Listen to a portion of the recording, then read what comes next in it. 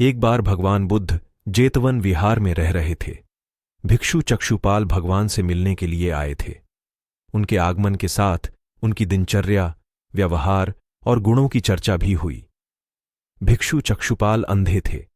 एक दिन विहार के कुछ भिक्षुओं ने कुछ मरे हुए कीड़ाथों को चक्षुपाल की कुटी के बाहर पाया और उन्होंने चक्षुपाल की निंदा करनी शुरू कर दी कि उन्होंने इन जीवित प्राणियों की हत्या की।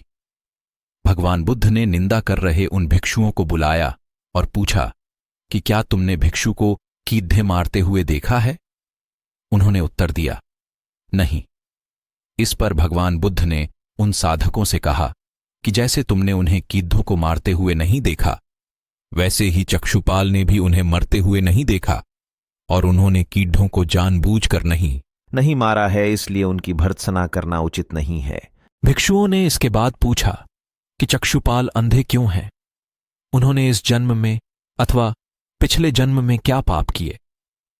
भगवान बुद्ध ने चक्षुपाल के बारे में कहा कि वे पूर्व जन्म में एक चिकित्सक थे।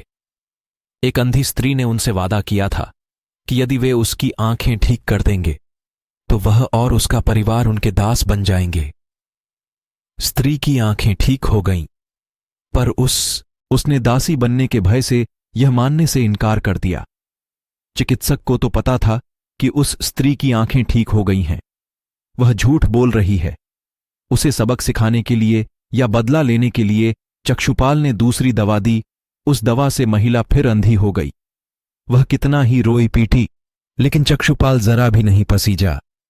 इस पाप के फलस्वरूप अगले जन्म में चिकित्सक को अंधा बनना पड़ा।